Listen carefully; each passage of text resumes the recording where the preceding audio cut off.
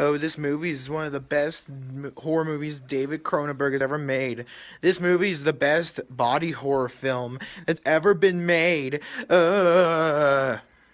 While actually most of that is true, this is one of the best body horror films ever made. And it is one of the best David Cronenberg movies that are ever made. Um, so with further ado, here is my review and somewhat analysis of the movie Videodrome.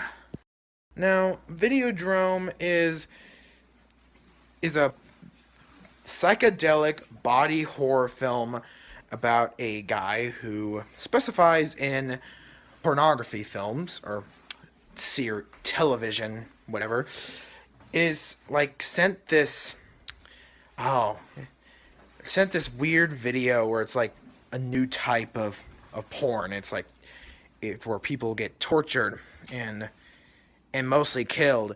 And so he mostly starts to develop these hallucinations and all that stuff.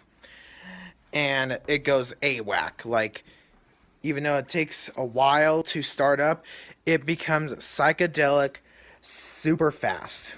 So, this movie has it has a lot to do with, I think, the terribleness, I hope that's a word, of showing these extreme amounts of violence and sexuality on the small screen. Like, the depictions of TV violence and sexuality in this movie, they make it seem like it's an awful thing. Like, sorry, I'm walking around because I'm turning on my house. Anyway, let's not get sidetracked. It makes it seem like it's this awful thing because it kind of is. It is a stupid thing, and like, this movie wants the viewer to see, like, oh my god, this is it's kind of bad. It's a little bad, especially for TV of all things. This is bad news. So it mostly shows that you mostly there shouldn't, like, sexuality and like anything shouldn't really exist because it could create problems. Like, one of the main points of this movie was that TV could also act as reality for some people. Some people will see it as reality. And so they'll see, like, this girl, it's okay to like sexually attack these girls because these people in TV do it. Oh, this will be okay. And it's like, or like, oh, I have sex with a girl. These, like, these things are gonna come after me. It's gonna be fun and awesome. And it's mostly like, no, it's just gonna be, you're gonna sexually attack somebody and you should be put in prison. But mostly this movie makes stuff like that seem like it's terrible. Like, in this movie, it also seems like, or makes it seem like, whenever direct filmmakers like force actors and actresses to have sex on screen because they want sexual content in their movie, it makes it like in this movie, for instance, it makes it like it's torture for them. Like, it's hell. They're going through hell. It's just like weird and awkward and torturous. And like, I like this scene because I like it that in this movie, the supposedly sex scene, it's actually really just, there's nothing about it. It's not real or anything. It's actually fake. If you it's really fake because, like, in sex scenes, stuff goes down. In this one, though, it's just like they're just laying on top of each other, nothing, doing nothing, just sitting there, and it's like, that's it, end of sex scene. And while people might not know, might not like get this or think of this. I think it's like kind of like a message, kind of saying like, oh my, like it's stupid that filmmakers have to have sex scenes, and it's also pretty stupid the audience expects it. So they're mostly like, hey, you know what we're gonna do? We're gonna make this one of the reasons for this movie to be rated R, to have sexual content. We're gonna make a fake sex scene and see how many like audience members are gonna get super pissed off about this, about being fake.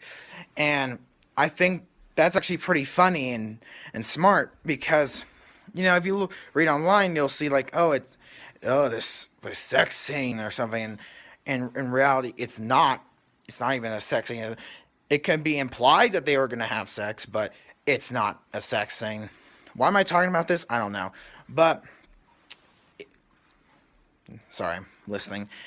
Anyway, it's like in David Cronenberg's films, the sex scenes aren't bad. They're never bad. And I think most of them portray them like, in this movie, instead of like, oh, lovely music playing, no, it was like creepy, dense music playing in the background. They're like transported to this torture chamber, and it's like, and that's actually a big symbol for like sex and movies and all that stuff being torturous for like the actors and actresses that have to perform it. It's like it's torture, and it's also pretty stupid. It's a pretty stupid thing when filmmakers are like, "Oh, you know what would be fun? Let's see if you can get the audience members aroused by having this sex scene in it." It's like that's a pretty stupid thing, if you ask me. That's a stupid idea. As a filmmaker or a growing filmmaker, that's like, why? Especially in horror films, of all things, you want your audience to feel scared and dread and like despair and misery. Then you have this, and it's like, what's that gonna do? What's the fear that's gonna come out of that? What fear are you trying to create? And it's almost like they're pointless, but they just have them in there to have them, because the audience is like, I want this! And yeah. And then you're not even safe on TV either. Like now there's like things like, oh, what was that? Oh, I forgot the show. There was some like soap opera. Was it Outlander? Yeah, it was Outlander, where they were saying that like, oh, like they actually had, oh, I think it was the actors or something saying like, talking about the sex scenes and everything, and it felt like they didn't even want to talk about it because of how awkward it was. And like I said, it's pretty stupid when filmmakers decide to have this type of like sexual content in their films. Like, oh, sorry, my dog is looking at me. Anyway, it's like these, like, in movies that say sexuality, it's mostly implied that they did it, but it doesn't show it. But when the movie says sexual content, it's like it's a whole different story. You're gonna see them do it, and in this case, you really don't see them do it at all. Like, and the movie actually was rated R. One of the reasons was for sexual content. You don't see any sex scenes really in this entire film, so it's almost like they're trying to see. Also, they're trying to play with the audience's head and see, like, how many people are gonna get pissed off because they expected sex scenes in this movie, and really, all we give them is this one really fake scene.